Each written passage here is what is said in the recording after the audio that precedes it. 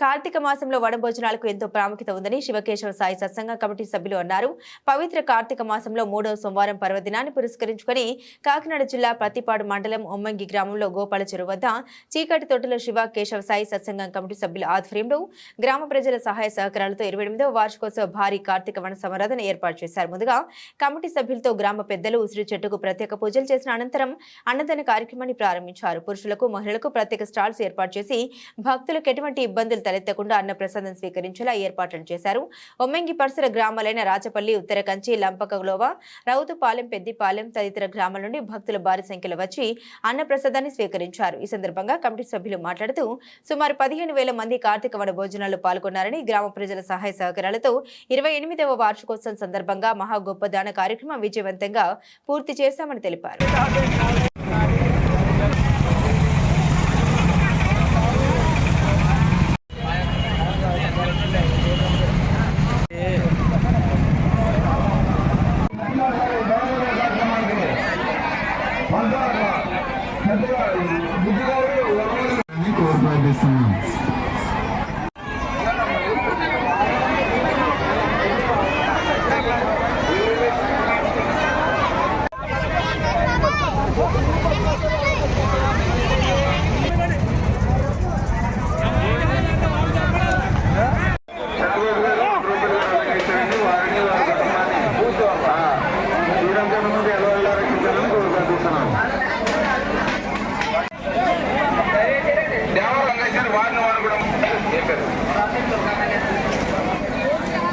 సన్నగా మోగరాజు గారు 50 రూపాయలు, ఒక భక్తుడు 50 రూపాయలు విరాళంగా ఇచ్చారండి.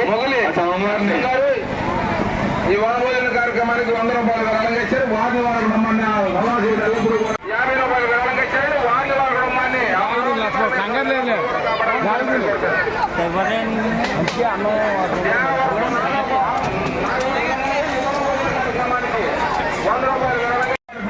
స్వీకరించి ఈ కార్యక్రమాన్ని మరి మరి కొనసాగుతున్నామండి.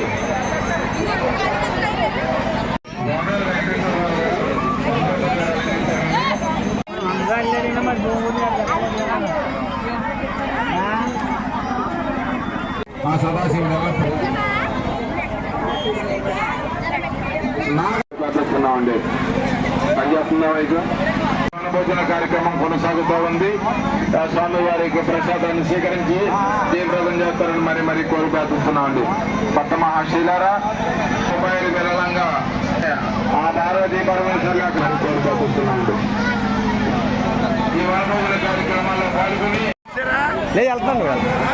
వెళ్తాను